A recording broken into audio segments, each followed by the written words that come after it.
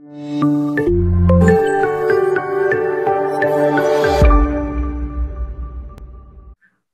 when the first time Mas Igat invited me, it was about film and memory ya, film and memory. Bentar, sorry, I'm just a bit. Okay, so probably I will do the presentation on my childhood movies ya.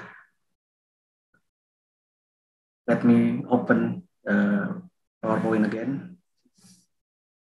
Accidentally stop. Okay, basically it's my PhD research about classic Indonesian exploitation films as cult films. So let me open the. Okay. Set.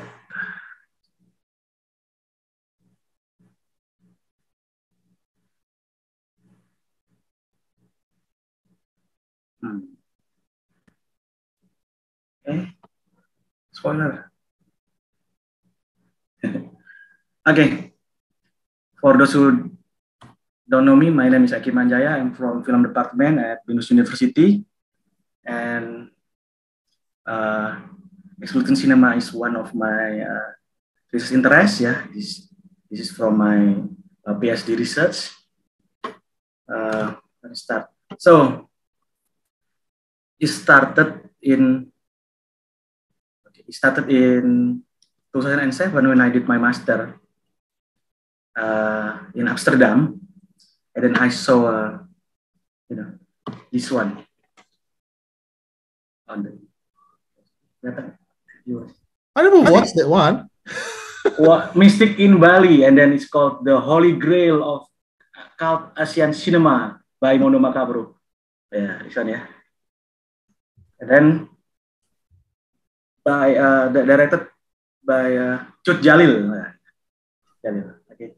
In Amsterdam, in a very big DVD store, and then and then this is Indonesian, and then at that time Joko Anwar started to become a spokesperson of the movies, yeah, and then from his Multiply account, and then I did my first presentation on this topic was when I did the course was, the names of the course was fictional real emotion fictional event. It's about film and emotion, and then I presented the emotion, namely disgust. Yeah, it's because yeah, I apologize if you don't because I will share the disgusting things, yeah, or some of them, yeah, not all of them.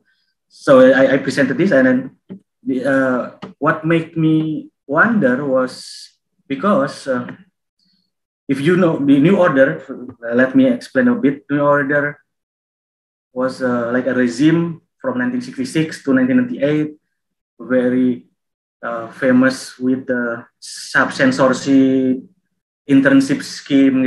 For example, if you want to be a director, you have to be an assistant director for several years, and before you become assistant director, you have to be and so on and so on. So it's like a very total control in some textbooks, yeah. And then they have Indonesian cinema concept, yeah. Indonesian movies in New Order era, in Suharto era, was about film kultural edukatif, ya. Films with cultural and educational purposes, gitu ya. And they should contain mencari wajah Indonesia yang sebenarnya, to find the real Indonesian faces on screen, something like that. But however, at the same time, in New Order, film full of mystic, horror, sensual, sadistic scenes mushroom at the same time. It became mainstream. Ya. Jaka Sembung series, and then let me Let me itu ya. I will stop share for a second. If I may, I will a bit show. So this is what I found, the warrior. The warrior. It's a Jaka Sembung ya, Mondo Macabro. And also of course Lady Terminator. This, so I not me. Global fans rediscovered this kind of films originally produced, distributed and exhibited in Indonesia from 1979 to 1995, and then 20 years later they became globally known as cult movies, and the distributors reward the if you watch the film, it's very clean and label the film as cult movies. But not only Mondo Macabro, the best one is Mondo Macabro, and then they have this one is Trauma Entertainment. I think Trauma Entertainment was the first in 2007. It's called Ferocious Female Freedom Fighters. Do you know? Can you guess the Indonesian title? No. It's perempuan. Laut Selatan. Bukan, no. It's like perempuan bergairah. Oh. It's about racing girls competition. Oh, okay. And then we have Traumatized. It's called Traumatized. So see it in two ways. So they have two subtitles. Not subtitles. So the two kinds of dubbing. The first one was the real dubbing. It's very very serious. It's very prima Eva Arnas and wrestling. But at the same time, if you switch into a traumatized subtitles, you can see, if you know the Tiger Lily, What's Up Tiger Lily. So they made all of, they rework the story. So Bray Prima is like impersonator of Elvis Presley, and then so it's totally different stories, a very very silly and ridiculous stories. And then at the introduction in the VHS, not in the DVD. The Lloyd Kaufman, the president of Trauma, said that he met the Rambu Jabi, and Rambu Jabi was watching the Trauma version and was very very upset, very mad, and he said to Lloyd, if the actors know, they will kill you literally. Because it's very silly. Because, for example, the Eva Arnas has a little boy. The little boy watches the fight, the wrestling competition. But the dubbing was like this. Oh, it's very very sexy, and then he became ill and like trance, like very very had a headache. And then, I think my semen will come out, something like that, from my head, something like that. It's very, very silly. So it's like trauma. And then I find other, it's called commercial bootlegging. It's the Blind Warrior version from, I think it's Maya. So they changed the cover, they changed everything. And this is Tales of Voodoo, Hellhole, the title, the real title is Kawin Kontrak actually, but it's about women exploitation or woman in prison, I think. Women in prison. And of course they have this, the cover has nothing to do with the movie, but it's just an imitation of the old comic book, And of course they like double bill or double feature. Something like this, Satan Slave, or the Pengabdi Setan, the 1980s version, and the film was much, like double built with the cops. It's like they just put everything. Then this one is the favorite of global fans. It's called Special Silencers. I think it's tendangan seribu halilintar or something like that, and it's very very weird, from the fans. I will show you how the fans reacted, at my PowerPoint. Okay, let me check.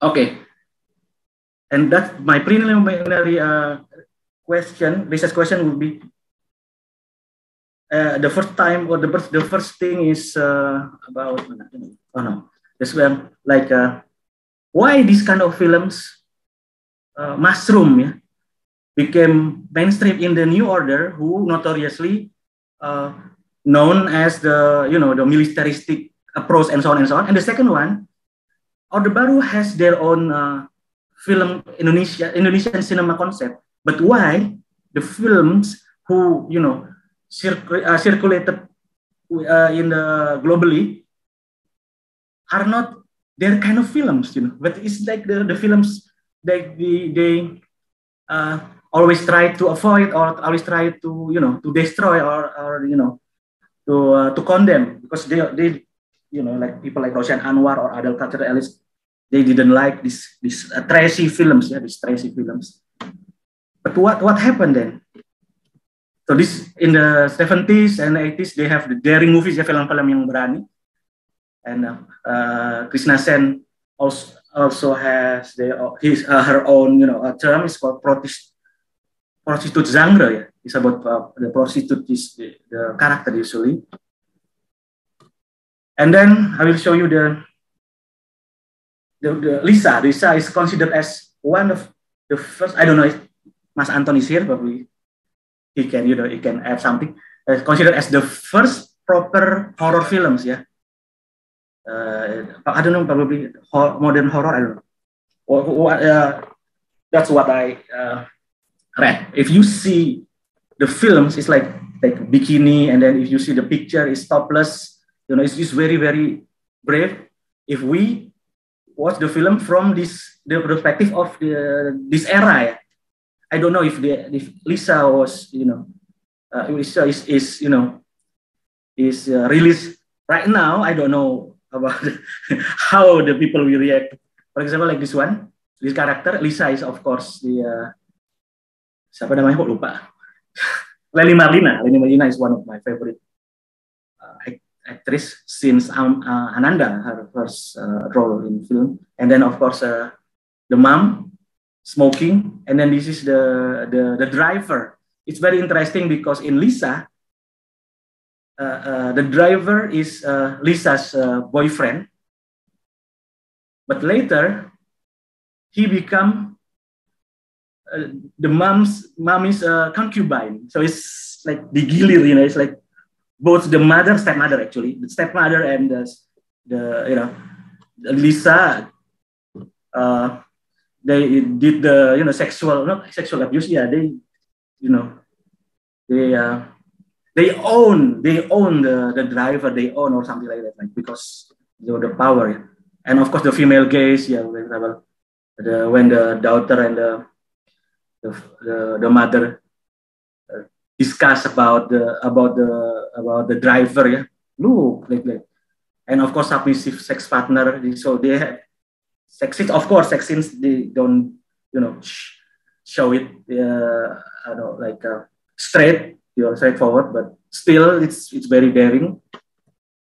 And of course another female gaze, yeah. His body is okay, it's not ugly, yeah, intelligent or something like that, yeah. While the driver was doing exercise downstairs. And whenever the mommy asks, let's have sex or something, the driver always complain, I'm powerless, I can do anything except to obey.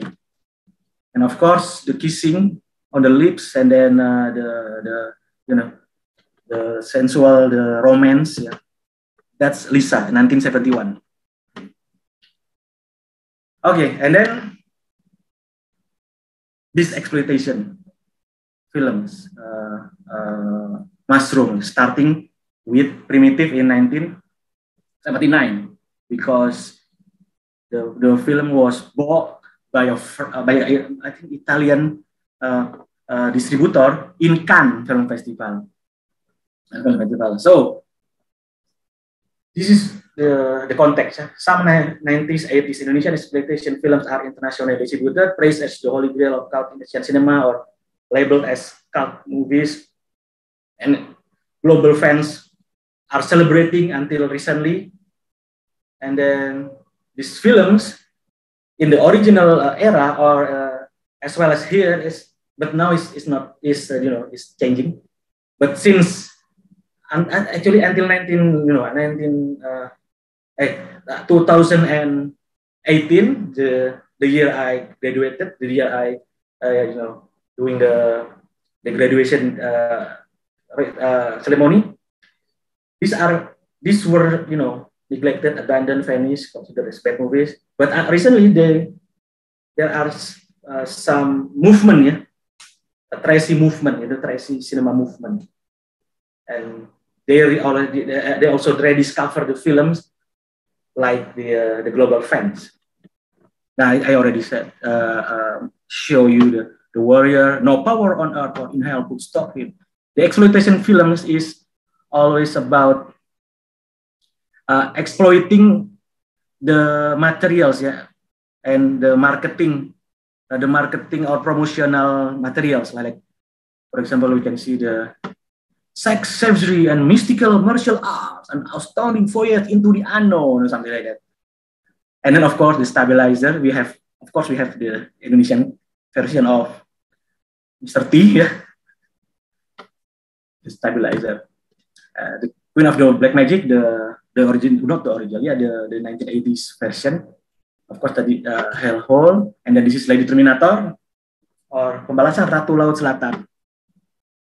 The Lady Terminator is also has very interesting stories, but if you have time, I will discuss specifically about Lady Terminator, because the film Lady Terminator is the only Indonesian film who can be included in 100 cult movies, in a very very thick book called 100 cult movies.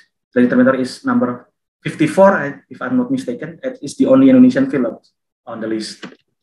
Of course, anyone knows people my age, from the 80s. I already show you. No. Mystic in Bali, yeah. Yeah, betul. But the original title is very long, Musnahnya ilmu apalah, panjang, very very long, Mystic in Bali. Okay. So, the girl become Leak and she will eat the unborn baby, something like that. Okay, Mas Igat knows better about Leak. Okay, and then this one, of course, the Pengabdi Setan, the 1980s version. I think it's one of the first zombie films, Mas Anton probably can add something, The zombie films, but if we consider Pocong as undead, so it's not the Pengabdi Setan is not the first one. Okay, this is the female freedom fighter. I don't know which language is this. I don't know. I think it's French. It's France.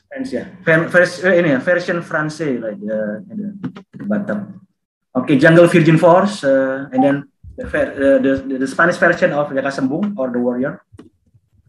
And this one is very interesting, actually is Golok Setan, Devil's Sword. But in Japanese version, the cover in Japanese is very interesting, as if it's not from Indonesia. And then, of course, the Crocodile Man, the crocodile troopers. And we can see they are fake, and that's the art of B movies, because we know that it's fake. And then the Devil Commandos, I think it's Komando Sabar Nyawa or Kosan Premati. I always mix between the titles. And Karl Heder has their own term of subgenres, Of course, they have sexploitation films, zombie films, occupation, woman exploitation, horror Eastern mystic films, and so on. But they Karl Heder also mentioned company genre. The heroes with supernatural powers, against Dutch colonial forces. So it's like company is the Dutch colonial era, and then Japanese is Japanese era, of course, and Japanese era, the films include woman in prison, woman exploitation, and something like that. Yeah, like budak nafsu or apa lagi ya? I forget. And then legend genre, of course, legend genre is very very exotic from the view of the global fans. Dramatization of traditional legends or folktales, yeah, the Queen of Southern Sea, and then Nyi Blorong, the daughter, yeah, the daughter of Nyi Roro Kidul, yeah, Indonesian version of Medusa, if I'm not mistaken, and so on, yeah, something like that lah. You can see the supernatural and then superpower and so on. Okay, but let me skip the definition because but I will discuss this later. So in Indonesia, until recently, I cannot find anything related to the term of cat movies or exploitation films or B movies, yeah, except for several very minor cases. For example, Salim Said mentioned trashy movies, slapdash movies, poor quality movies. Slapdash movies means, because at that time, is very interesting. At that time, the policy, one of the policies was, in order to get the right to distribute foreign films, one distributor should produce 5 and then reduce into 3 films. So they made films like in very very very fast and with a very low budget, or in the British context it's called quickie quota, in order to make 3 films, so they can have the right to distribute like Hollywood or Mandarin films or European films. So Salim Said coined as slapdash movies, yeah. But not only slapdash, but films with an overemphasis on elements such as sex and violence. And then later, the rise of trashy movies. Yeah. And then Kyle Hader also mentioned the art of the movie advertising, because if you see the poster from the 70s, 80s, and 90s, like it's very very provoking and so on, in terms of sensuality or sadistic scenes, yeah. And I found one term of sexploitation by Roshan Anwar, only one, and then Roshan Anwar never mentioned about sexploitation again. When Roshan Anwar sent a plea about rejection and concern about this kind of film to the Ministry of Information in 1978, because Roshan Anwar was very upset because he was one of the juries of the Indonesian Film Festival, FFI, 1978. But the films dominated the scenes were the mystics and the exploitation ones. So he wrote a letter to the Ministry of Information. Now those are my research question I already mentioned earlier. So what makes the films important? Because the films are becoming the arena as well as the object of the various kinds of politics of taste, yeah, including the new order. In order to deal with this kind of films, they need to do very contradictory, very contradictory policies, because when an Indonesian Film Council had a project to do funding some films, but the films were not commercially successful, so they need to balance in order to get the audience getting back to the cinema gitu. So they have this kind of paradoxes of policies, audience quantity approaches versus quality approaches. And they have Project Taprosa, kelompok kerja tetap pemasaran film luar negeri gitu ya. So they have this committee to do film marketing overseas. I will discuss it later. So they went in 1982 to 1983. They went to at first Manila, because Manila at that time was one of the biggest film fest. They had very ambitious, film project, and they tried to compete with Cannes Film Festival.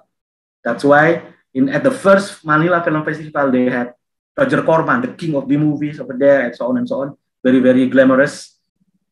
And then the committee flew to Cannes and then Berlinale and so on. And in Berlinale in 1982, Roshan Anwar even, it's very interesting because they tried to put the Indonesian cinema in their first version, to be in the competition, but every plan that they tried failed. For example, R.A. Kartini, and then Wimubo Films, Semerah Bibir, I forget, and then so on, always failed. But in the marketing, in the film market, this kind of exploitation films were sold out, rather than more demand and more demand. That's interesting. Okay, I already mentioned about searching for Indonesian faces on screen. This is the New Order's national film, and then frame the legitimate culture by setting the concept of film Indonesia as of the true Indonesian culture to depict the real faces of Indonesia, the face of Indonesia, or something like that. And it was mentioned in the basic guidelines for the promotion and development of national film in the Department of Information. And if we see the media, is like films should contain the cultural, the cultural elements and so on, should be in line with the high culture and so on and so on. And I got this many articles. And then of course, film cultural educative. Film should contain educational and cultural issues. It's from Information Minister Ali Purtopo. You can read all about this here. I can share the PowerPoint if needed. And of course, once again, cultural educative is one of the key terms that repeatedly on the mass media, national mass media. Cultural educative. Cultural educative is the key at that time. Since 1983, probably older. And then I told you about Projecta Prosa, the Permanent Working Committee for the Promotion and Marketing of Indonesian Films Abroad. As I told you, they tried very hard to put national cinema in competition, but failed. Roshan Anwar even, it's interesting, in Berlinale in 1982, the Philippines already successfully, in competition. I think it's Broca atau the other one, I forget. And they had Roshan Anwar asked the Philippine delegates to do the press conference, and he hired like a Switzerland film journalist to be the host. And then at that time, Roshan Anwar said, "This is the time that we put Indonesian films on the world world cinema map," he said. But of course, failed again, because comparing to the Philippines, they successfully, on the competition and so on. This is the film already sold in 1982 and 1983. But in mid 19 and in between they went to Middle East actually. But the Middle East countries rejected, the whole idea because according to Roshan Anwar, they prefer European films. Yeah, their taste was more into European ones. So Deadly Angel, The Commandos, so on. So we can see here in Cannes, Roshan Anwar with Salim Said, and this is interesting because two important producers were there as part of the Project Aprosa, Rampu Jabi and Gop Samtani.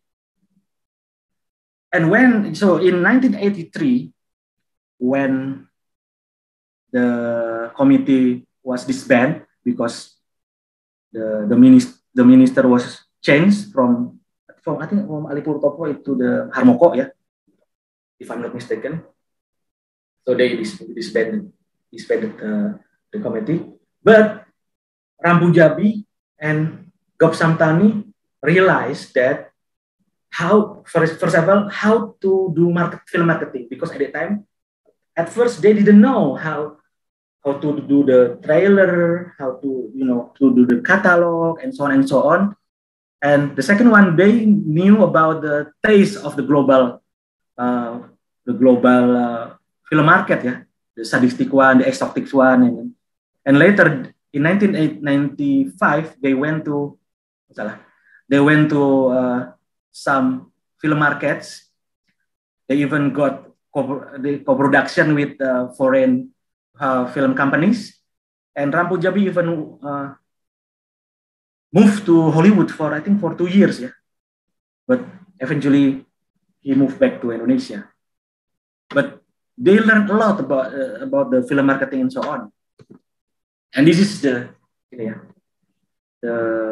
Roshan Anwar wrote. Roshan Anwar is a very, very diligent person, yeah, and he wrote many things, including here is the in English version of the Indonesian Film Festival catalog. If you see there are some popular names, yeah, familiar names like Johan Chasmadi, Narto Erawan, Salim Said, the editor, John McGlynn, something like that. And of course, it's not easy to do marketing there because they need to change the name, yeah. Donna Christine become Donna Christine. Iswara Gota became Sam Gardner. Diki Alex Zurkanen became Dick Alexander, and so on. Wede Mukhtar, W.D. Manor or something like that. Yes, that. And of course, it was very controversial at that time. So many protests from Indonesia. So this is the contradiction. Yeah, these are the competition: quantity approach versus the quality approach. So at first they wanted the films to have the Indonesian cinema concept, but on the other hand, they need the audience, towards, because they need to balance. That makes the contradictions, the paradox. There's two poles of policies: quality approach and then quality approach. For example, number 774, 1973, the government started to loosen censorship in order to earn tax revenues from imported films, for example. And then, so they have this kind of dynamite. And of course, this one is like the Indonesian films in 1989 was dominated by mystic films and so on. So what about, this is the final subchapter. What about the global fans' reaction? So if you follow my argument, at first Indonesian government tried to do the representation of Indonesia should be cultural educative, should be the true culture, the true face, and so on and so on. But on the other hand, the opposite, the opposite way, came, because apparently the global fans know Indonesian films as Crazy Indonesia. So which one is representing Indonesia? Which films? What kind of films?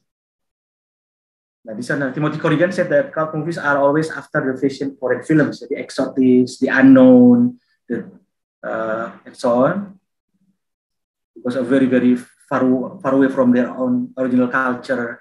Like this special Helancers. Nah, this one is because I went to so many forum, cult movies forums, and then group blogs and so on.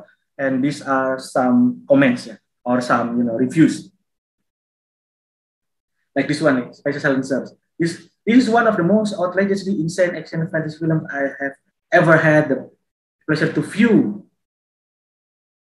And then to date, I've seen only a handful of Indonesian explosion films, but they've all been wild without Mama Jamas. And Brian mentioned The Devil's Sword and The Terminator. But they found the patterns of Indonesianness. They felt that the crazy Indonesian films are representative of Indonesia, because in some ways, because fans have their own, their own knowledge, and these bloggers, these fans, they know way better than me, and they can discuss Ariza, Sisworo, the trivia and so on better than me lah. Like very very sophisticated knowledge about this topic. And then this one, this is from the forum. They reply to each other. If you guys don't already have it, track down Special Silencers. This is one of the craziest, goriest, wildest, over-the-top Indo fantasy flicks ever. And then gore, violence, trees growing out of people's bodies in very gory detail, bad kung fu, bad romance, gory dialogue, weirdness with magic, fire, torture by smell, suicide, and so on. And then even crazier than Turkish stuff. So they have Turkish, for example, Rimexploitation. Turkish films had, for example, Star Trek version, Star Wars version, and they have Wacky Siam from Thailand, and then Rare Filipino, and then Crazy Indonesia. So they labeled the films based on the origin of a country as well. Okay. And they even compare the films with Roger Corman, Golan Globus. Golan Globus, I think is the producer of Delta Force, Chuck Norris, Chuck Norris. Indonesia artisan added their own touches, reached up to the gore. So they have, this film is very very different from another film from other countries. They argue, and then so on. But this is pure 100% Indonesian insanity all the way. So they argue that they can differentiate between the Crazy Indonesia with other films. They have their own convention and so on, but they also can differentiate with, for example, Joko Anwar films. They watch Joko Anwar films. They watch The Raid, but they exclude the films as part of Crazy Indonesia. So, okay, I like The Raid, but I like this better because of school and so on and so on. For The Law of Satan, how many outfits can it's about Samson and Delilah, Samson and Delilah. It's a very weird Indonesian take, something like that. Indonesia in full bloom, something like that. So they also mention it is Crazy Indonesia has some Indonesianness, And then what else? Nobody in the West made films like the ones you mentioned. The reason why they are being collected by fans now is that they were so different and wild. They may have had martial art in them, but they sure weren't like kung fu movies from Hong Kong or anywhere else, something like that. So they different. The Crazy Indonesia film different from the usual in any genre, say. Jack G, Chris Koenig, and so on. So that's all. Yeah. So that makes me wonder, like, so in the global cult fans, Indonesian films were represented by this Crazy Indonesia. Meanwhile, in Indonesia, there are some movement praising these crazy films, and the films were rediscovered and celebrated. I think that's all for me. Sorry if I talk too much. That's all right. This is enough time anyway, Okay. But we have a bunch of questions already in the chat box. Okay. Yeah, I need to read it one by one. First one is from Ferdinand. Why did Indonesian filmmakers make movie about that? Although Indonesia is a majority of Muslims. What do you think, Eki? Which one? Why did about that? Although, yeah. Okay. The thing is, there are so many politics of taste, yeah. So it's because the government it's very interesting because like Roshan Anwar and Salim Said, they were not PNS, yeah. They were not working for the government, but they are cultural elites. But still, they dominated these film scenes and they tried to frame their own taste as the national taste, yeah. So Indonesian film should be blah blah blah because they like Truffaut, Frank New Wave, neorealism, and so on. So those are the good films. But at the same time, we have film distributors, we have film producer, we have audience, we have fans, yeah. We have audience. The audience love this kind of films, yeah. In 1980s and 1990s, they are more relaxed, yeah, in terms of sensual scenes and sadistic scenes, yeah. And they are more relaxed. Then you can see that it was the government who had a strong censorship, but apparently only applied to like politics and SARA, we call it SARA, about race, religion. So they need to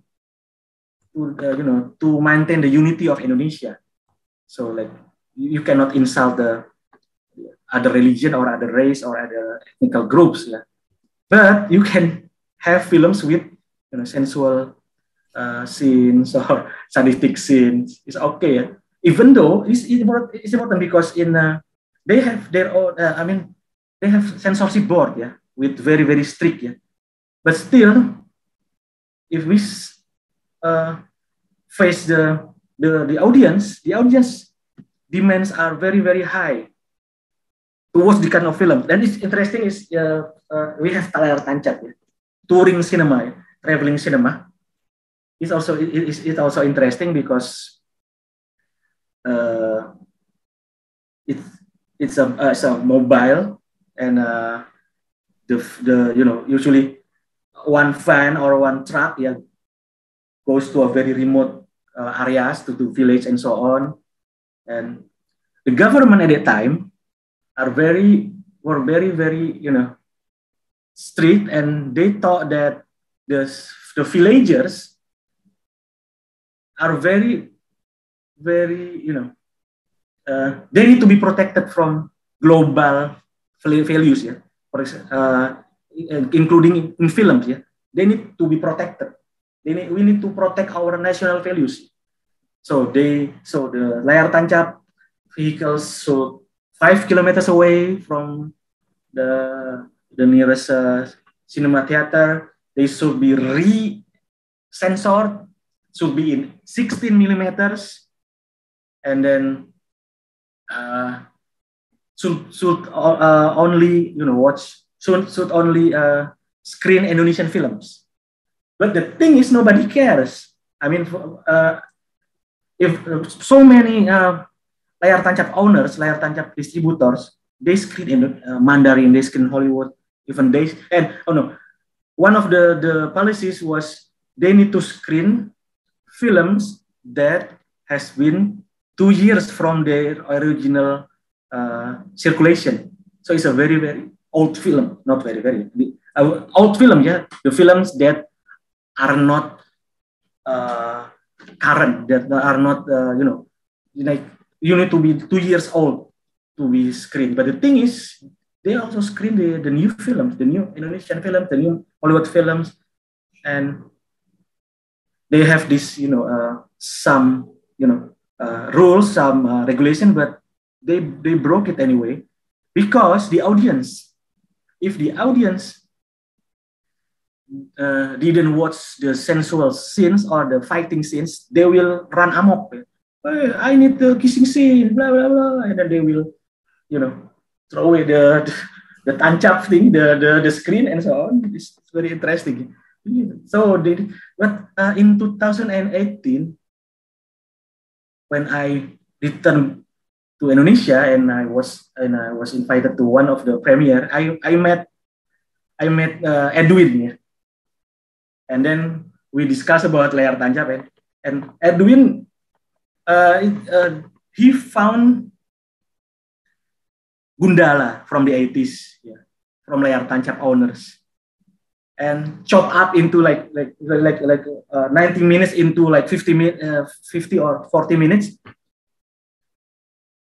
So apparently the distributors only keep the fighting scenes. And that's interesting because nobody wants to watch the when people talk this guy, no, just want to do the Gundala Putra thing. It's very interesting. So that's the politics of taste by the audience. Back then, they didn't have like hardliners, hardliners from religion or so on. But they, for example, in some cases, it's interesting. Like Lady Terminator, it was withdrawn from the movie theaters 8 days after its release. Yeah, it's released. It's very interesting, yeah, because the protest of the protest from what I read in the articles. Yeah. But when I had more research, it's very interesting because actually most of them haven't watched the films, like ulama council, and then and so many. Yeah. So, like, I haven't watched the film. And it's interesting because people thought that the moral panic is called moral panic. Yeah, it's only one-sided. Yeah? I mean, people thought at first Indonesian people rejected Lady Terminator, but the thing is, after the ban, because Lady Terminator was produced in Hong Kong, yeah, and they have double body, they didn't have to go to the censorship board. So apparently, the film who has not been in censorship board from Hong Kong returned and illegally, circulated massively the illegal and the uncensored ones, yeah. And in the articles, like, so it's like the counter, the audience strikes back, yeah. So on the one hand, many Indonesian people didn't like Lady Terminator, but on the other hand, the film was watched by many audience in illegal videos, yeah, in illegal and uncensored ones. So it's like strikes back. Okay. I watched that one. I watched the uncensored one already. Okay, we have a question from Alejandro. Alejandro asking 3 questions. Were these films open in terms of LGBT or queer issues? I remember this reminds me to Ben Murtagh research anyway during the New Order. So where this film opens the term of LGBT or queer issues, that's the first question. And the second question is, how was the society reaction to this kind of films regarding the former order Indonesia had to face before? And the third one, whether clandestine cinema guerrilla, which screen these films in order to be reached by Indonesian population. Because the context of New Order, the politically, restricted almost everything. So is there any clandestine cinema on things? Okay. Please, okay. 3 questions. Okay. The thing is, these kind of films were mainstream films. We can watch the films in regular movie theaters. You don't have to hide or something. It's different. So they are legal. They are already past the censorship board, and many people watch the films in the regular movie theater. So it's the mainstream ones. Yeah. So it's very unique situation, because on one hand, New Order is notoriously known as very strict, state control and blah blah blah. But these kind of films were mushroom, where became mainstream. So it's nothing in it, nothing. It's mainstream film. So that's one of my difficulties when I did my research, because in some usually cult movies are films with niche market, with a very weak and counterculture, something like that. Although they have terms such as mass cult or cult blockbuster, such as Lord of the Rings, Ginger Snaps, or something like that. But in Indonesia, most of the films are mainstream. That's interesting. Okay. And I think the first one is about LGBT. Yeah. LGBT. So regarding the exploitation films, I don't think they have LGBT, but in non-exploitation ones, I think there are some LGBT in Ben Murtah, in Ben Murtah's book, he mentioned so many, including Betty Bencong Slaver, by Benyamin Sueb. It's interesting because usually in Indonesia at that time, bencong apa ya, transgender, always in a position where the sidekicks, as the sidekicks. But Betty Bencong Slaver, Betty is the main character. Of course, they have like Vivian. Of course, Ben Murtah is Berbutah knows better than me actually. So, but the exploitation ones that I'm discussing now is not the LGBT ones, Unfortunately, it's not the LGBT ones. But Indonesian in the same era, there were some LGBT films, And then the third one, what is the third one? It's how the public reaction, the society reaction to this film. Okay, I already told you about the Lady Terminator case, So, of course, some of them rejected the films, like, it's trashy films, like it's poor quality films, something like that. Especially the culture elites, If surat pembaca, if we see the letters from the readers at the media, like newspapers and magazines, there were always some letters protesting some films. But on the other hand, because the films became mainstream, so many fans, many local fans. But at that time, of course, they didn't know the term cult or the term, exploitation of the movies. They just watched the films. But of course, they have different type of celebration, because in the West they have the midnight movies, rituals, drive-in, and so on. But in Indonesia, we have layar tancap, ya, the touring cinema, and of course, we didn't have any cosplay or something until recently, ya, until the last 5 or 6 years. But before that, we didn't have any fanzine or something like that.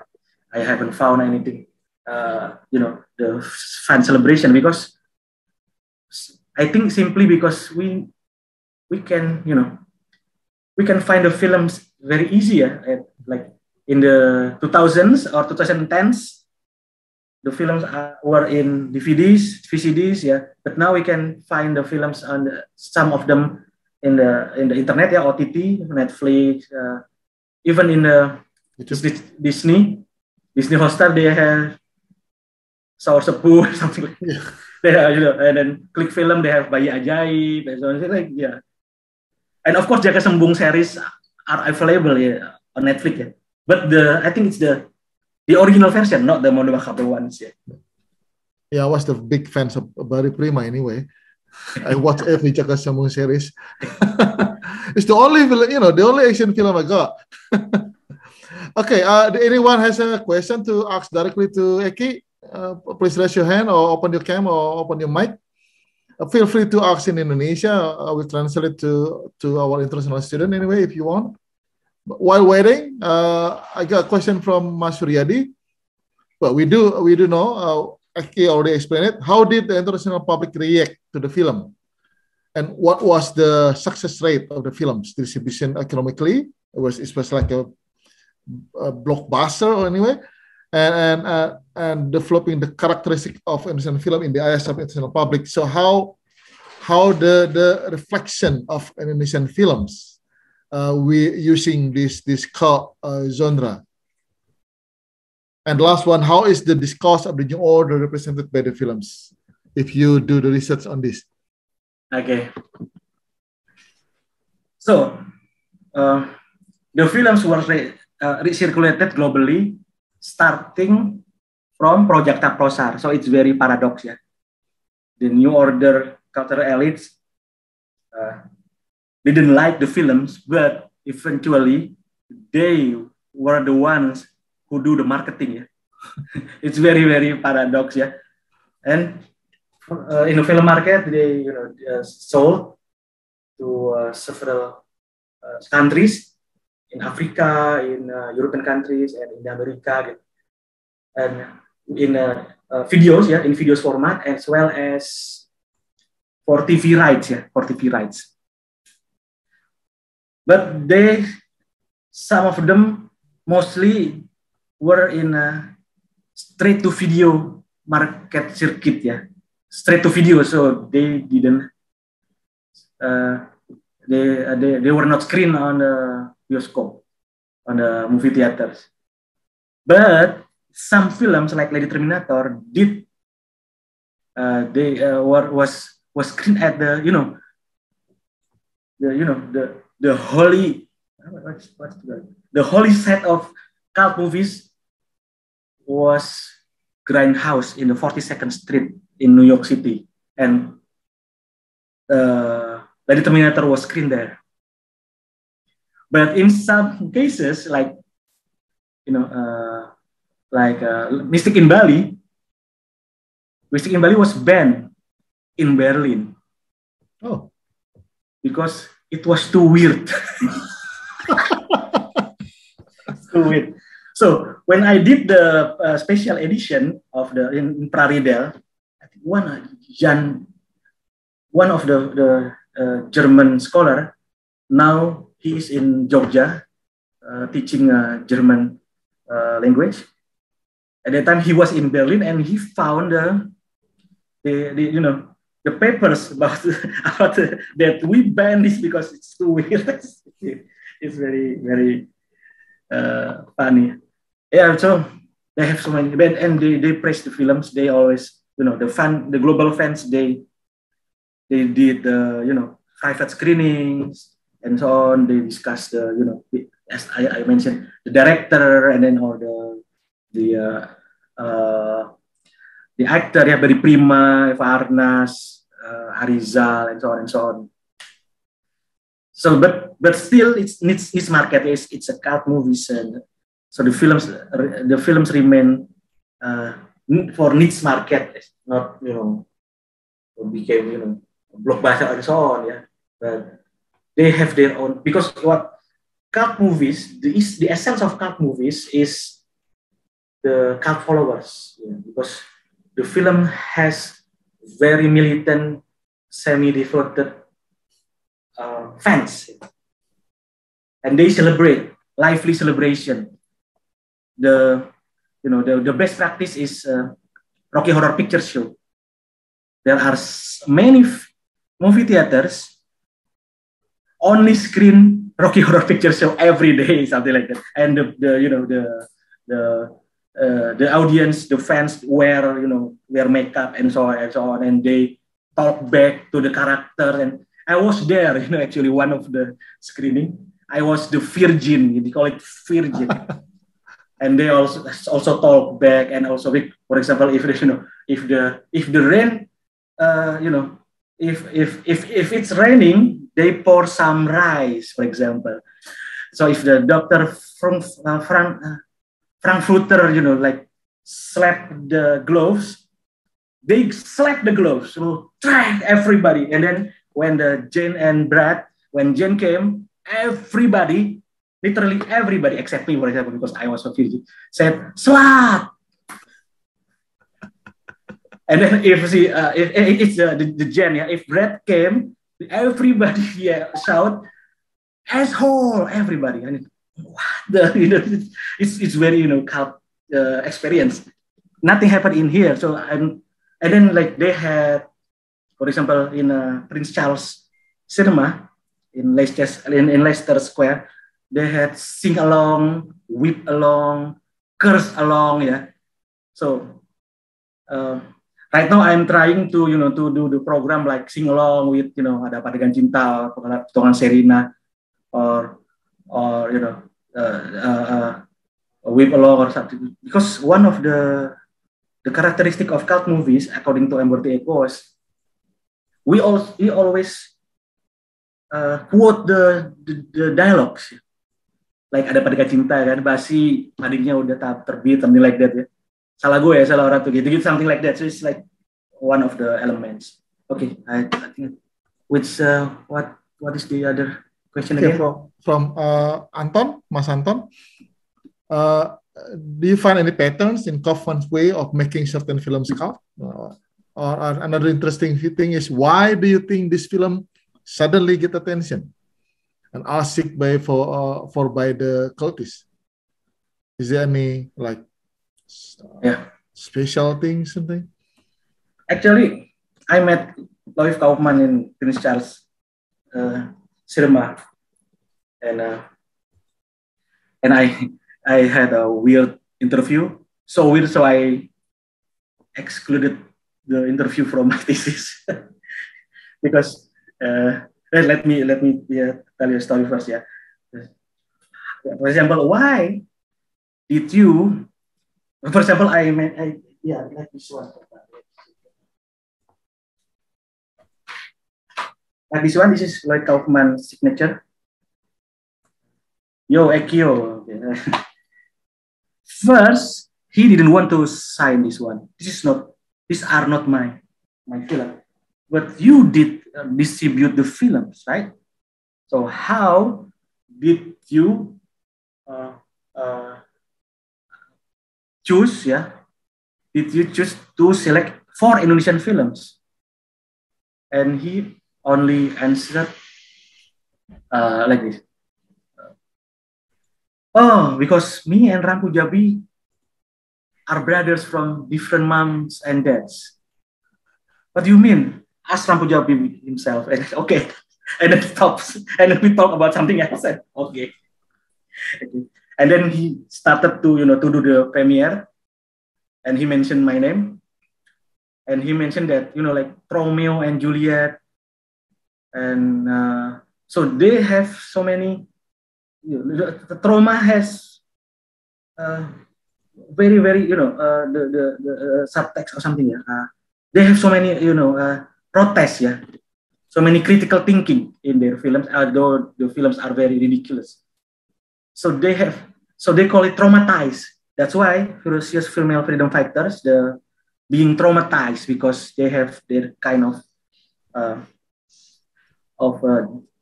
dry jokes, yeah, very dirty jokes, not dirty, apa ya? It's like disgusting jokes lah, ya. It's about semen, it's about it's very absurd for me gitu ya. But the thing is, if you watch pendekar cyber ya, pendekar cyborg ya, I told them to Kolong Cinema and Sigit, why don't you ask Mono Macabro or Trauma? Apparently, Trauma has more similar taste than Mono Macabro. Mono Macabro is like a classic exploitation, but Trauma is very like a silly, ridiculous or something. Yeah, so it's like Kolong Cinema is closer to Trauma. Yeah? If you watch, for example, but of course different level, yeah, because but the gross, yeah, the grossness, yeah. For example, like Arumi dan Lidah Pocong, yeah, for example, is very gross and reminds me of trauma film, something like that. What's the Arumi and Lidah Pocong? From the omnibus pandemi, and in the brackets, so it's about noodles, yeah? Noodles and pandemic and horror, something like that. So it's about I dedicated my third chapter on trauma, yeah, on female freedom fighters. But the thing is yeah, the very gross and where and then some of them were redubbed, yeah. So the pattern is gross and it's like apa ya? Saenai udah dewe gitu loh. Apa ya? They do whatever they want to do. They do what they want to do, but at the same time they claim to have like critical thinking. And only fans like you, Eki, no. Actually, then I'm flattered. And then when he was on stage, he mentioned my name. Eki is doing PhD on trauma, and everybody were looking at me and what? And then what? And then he gets down and passed me by, and then he whispers, "Eki, I'm making you famous." I still remember that until now. Yeah, and Uncle Lloyd is quite more or less similar with his film, like Easygoing and something like it's okay. He answers my question, what he likes, yeah, something like that. Oh, okay. Your personality represents your movies represents your personality. Yeah, the thing is, Lloyd Kaufman is a very important figures. He graduated from Yale, and he was the key figures of the film club. Yeah, of course, film clubs in Yale, like art house film and so on and so on. But still, he prefers to do this kind of films. And you know what? Trauma is the distributor of Ghibli Studios in the US. It's it's like contradiction. And his wife, Pat, is a member of New York Film Commission. So it's like everything was in one person there. And he claims like 45 years of independent. So independent indie films in the US is about being independent from big studios, yeah. And apparently trauma films are just like that, yeah.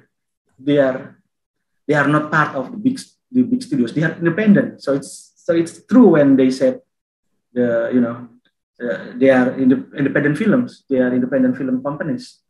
Yeah. Okay. Thank you for the question. Thank you, Mas Anton. And we have two more questions. First one from Mas Gugun. What do you think the significance of exploitation genre since 80s until now in Indonesian cinema industry? And also how a cinema critics like you, okay, to position this genre in the whole politic of taste by the mainstream film festival. Yeah. Okay. I don't know, because I think I was arrogant when I wrote at the conclusion that we need to rewrite the Indonesian film history because we need to include exploitation films, Indonesian exploitation, because they are mainstream films, they are mainstream films, celebrated and so on. And probably we don't have to rewrite the Indonesian film history, but we need to write alternative Indonesian film history. I think that's more soft, yeah. We need to like alternative. If we watch from the perspective of new film history, yeah, because new film history is about the cultural and social exchange. Yeah, film as cultural and social exchange, and we can view films. We can analyze film as the in the perspective of the audience studies, consumption studies. It's very contextual, yeah, and then fan studies, policy studies, and so on and so on. It's different from old film history. Old film history considers film as art form, yeah. Formalism, film movement, neorealism. So it's about the aesthetic and so on, or the reflection of society. Yeah. So if we put our the perspective or in our mind of new film story, so we can find the importance and the significance of Indonesian classic film, because the films became the arena and the struggles, yeah. Because like the paradox, the series of contradictions, like the audience approach versus quality approach. The cause of the contradiction is exploitation film, because they need to and then Project Prosar is another case, yeah. At one hand, the government tried to get rid of the films. This trashy film, blah, blah, and at the same time, they were the one who sold the films globally, something like that. It's very interesting. And then, of course, they tried to the government tried to to what the Salim Said mentioned, trial and error phase, yeah, in the 80s. Trial error, and then that makes more and more experience films produced. Yeah. That's important because, and we need to for me, we need to to acknowledge every films. Yeah, for me, Indonesian films are every film produced in Indonesia, not only particular films. Yeah. So the film exists in new order, became mainstream and dominated the film scenes, yeah, FFE and so on. So, and many spectators watch, yeah. So I think it's something. It's the same when Mas Seno Gumira Aji Dharma, because 2000s, yeah, Koya Pagayo or Hayato era. I haven't had chance to do research on that era, 2000, early 2000s, or the Pocong films, the Serengesot and so on. But when Mas Seno got interviewed by a media about this kind of trashy film from the 2000, he answered like, the fact that the film got the fans is something. The film is something. So the film can fulfill the aesthetics needs of some spectators. Only arrogant people will think that the films are not important. In Kompas, he answered that, and then and I think it can be applied, yeah. You know, the films fulfill the aesthetic needs or the entertainment needs of the some certain spectators, yeah. And I think this kind of spectators, by watching the film, are enough, yeah, because they need to be entertained. They don't want to to think while they are watching. I am already susah gitu. I'm already very hard time. I got hard time. I need to be entertained. I need sensual scenes. I need fighting scenes and so on. I need to be scared. Yeah, something like that. Yeah, bad film for someone is a good film for others. Yeah. We don't have to adjust all the standards. The last question from Ferdinand. Well, this is personal question. Also, you answered it already, I think. Why are you interested for doing research about Indonesian exploitation films? Is it different from Western exploitation movies? Okay. The thing is, there is a term called Akafandom. Akafen. It's coined by, I think it's Henry Jenkins, Professor Henry Jenkins. And then Matt Hills also mentioned fan scholars and scholar fan. Fan scholar and scholar fan. Akafan is academician who also a fan of the subject that he researches. And I am the fan of Jaka Sembung and Barry Prima and so on, yeah. And my supervisor is this because when I started a new chapter, and then I sent the first draft to my supervisor, Professor Mark Yankovic. He always started with, what is your argument? And then I talk this and this and this. No, that's not. This and this. No, it's like a kung fu practice, yeah. Probably it's about no, that's not your argument. So what is argument gitu ya? Every time So argument is whether you fight against or you defend something. So find mainstream arguments and you fight, I mean, like do the antithesis. I disagree with you, something like that. So that's argument. But for Akafan, you need to reveal your position. I am the fan of the films and I want to defend the films.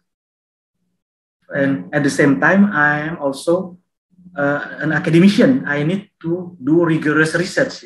I need to do the research very rigorously and with the requirement of scientific methods. So I need to balance. But in the same time, it's okay to become a fan. It's okay to become a fan, and I think it's becoming, usual now. It's becoming common. Like I want to defend, but if I think, but I cannot hide the fact. For example, if the film were protested and something, I need to to reveal and so on and so on. We need to hear from other perspective and so on. Yeah, we cannot hide the fact, or we cannot hide the other arguments, something like that. So we need to follow the scientific requirements as well. So that's why, because I love the film. Because if you are going to do PhD film, in films, they study in films. You need to love the subject. You need to love this topic that you chose. Otherwise, it's a very, very suffering way, because you will stick with the topic for 5 years. You need to love the films, to love the topic. Yeah, I did the same thing when I had to watch Ratapan Anak 3 for 3 or 4 times. I had to. Yes, yeah. Any other questions from the students from the class, perhaps? If you want, you can raise your hand. We still have like 4 minutes before we end the class.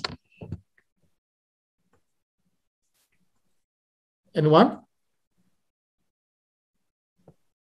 Yeah, it's an interesting fact that you research on the cult movie because Alejandro.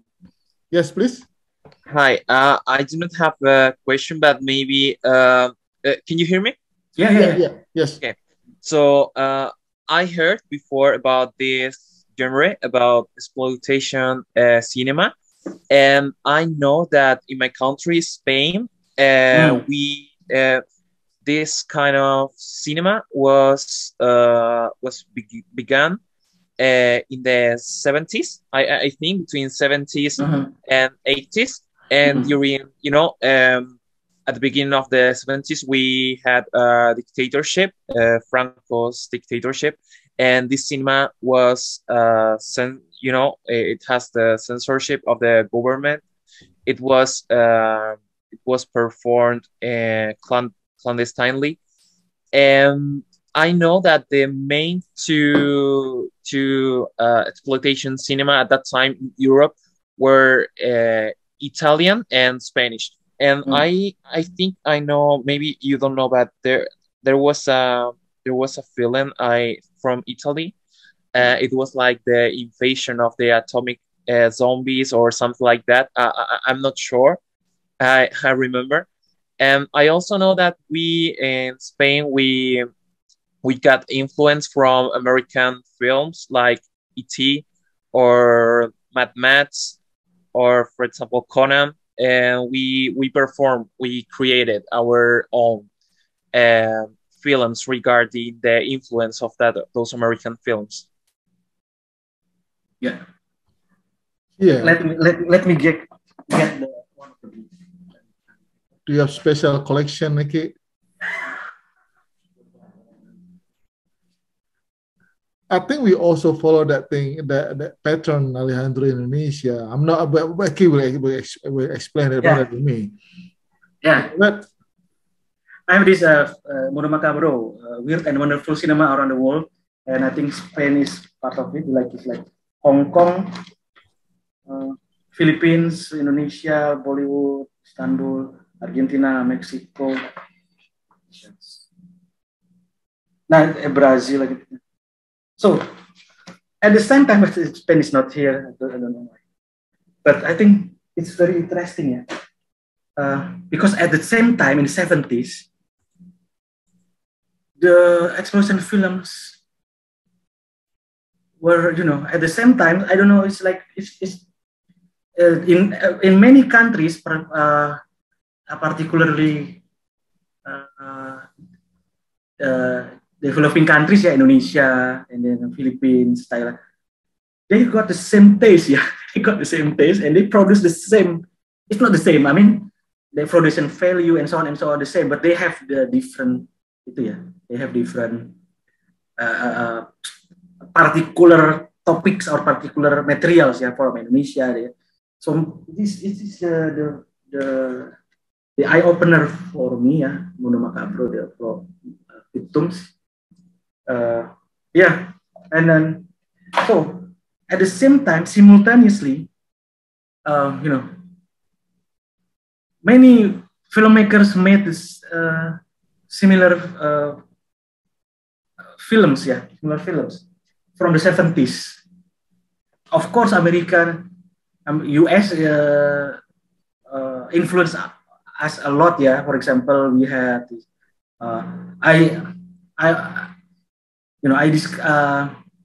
there are like Carl Hader. I modified Carl Hader's terms. and divided into two. The first one is Indonesia. I mean Indonesia kind of genre, and the second one is Americanized. Yeah, for example, films like Real Devil Commando and so on. It's like it's like exploitation action movies. It's more or less the same. So it's very interesting for me that I haven't got the answer why. Of course, I love Spanish exploitation. Yeah, I love Jodorowsky, for example. If you watch movie, they have special program called the Psycho something of Alejandro Jodorowsky. I think it's a very spiritual films. I watched two of them, and the films. It's very interesting because the film was screened at the 42nd Street Grand House, one of the grand houses. When the El Topo, and then John Lennon and Yoko Ono watched the films, and they love it, and they watch it 4 times, and then they met Jodorowsky, and they said, "Make me another movie. You name the price." Okay. So he made Holy Mountain. Oh. Like I think it's very spiritual. Yeah, something like that. And he can do, and Jodorowsky can do anything he likes. Yeah, it's cult movies, but not necessarily exploitation ones. Yeah, because we have 3 terms. Yeah, B movies, exploitation movies, and cult movies. Exploitation is more into how they exploit the materials. I mean, Joe exploitation, black exploitation, Maxploitation, non-exploitation, yeah, something like that. And then the way of they market the films, like for example, the left house on the left house on the the last house on the left. Yeah, it's like if you watch the trailer, you can see if you keep avoid you keep for fainting, keep repeating. It's only a movie. It's only a movie. Something like that. But B movies is more about the budget, yeah. But the budget will dictate the aesthetics, yeah. It's originally B movies because in the US they have double feature, yeah. They have A film and B film.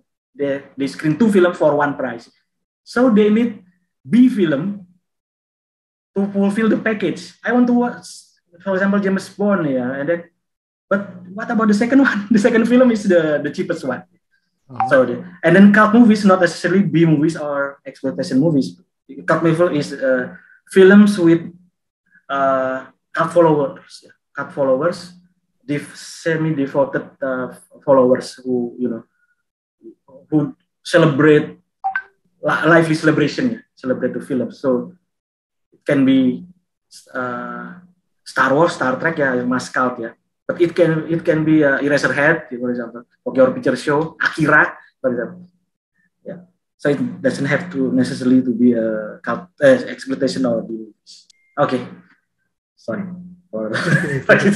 Thank you for the interesting answers, and also maybe Alejandro can find another cult movie in Spain. Oh yeah, you are in Germany now. I forgot. Not yet. I'm in Spain. Yeah, I'm still in Spain. Yeah, but I'm moving next week. Oh, okay. You still find the B movies in Germany. But anyway, we got 8:35 now. Is this past already? Thank you, Eki, for the presentation. Thank you. Very interesting one, and we hope we can watch more B movie or cult movie. I thought B movie is a bad movie, but yeah, I'm wrong. Not bad ass, I see. But thank you very much for coming to this class. I hope this can giving the student enlightenment, and also for the participants. I saw some friends in Cafe also here. I think Bu Mundi already here as well. Oh, yeah, Bu Mundi, hello. Yes, well, is he left already? I don't know. No, he's still here. Is he here? He's still okay, here. Mundi. Luar biasa. Yeah. Of course, we have Mas Anton here and also Kuku. Thank you, Mas Eki, Mas Iga. Terima kasih Bu Mundi sudah hadir. Mas Adi juga nih, Mas Adi. Mas Adi juga hadir ya. Oh ya. So many friends here, but anyway, thank you for the student for coming. Thank you, Mas Eki, for coming to the class, and maybe we can see you later in another event. So have a good night, everyone. Stay safe, stay healthy. Thank you, Mas Eki. Thank Mas you. Iga. Thank you. Thank you. I'm leaving ya. Yeah, Thank you, thank you, everyone. I will end the meeting for all. Bye. Bye.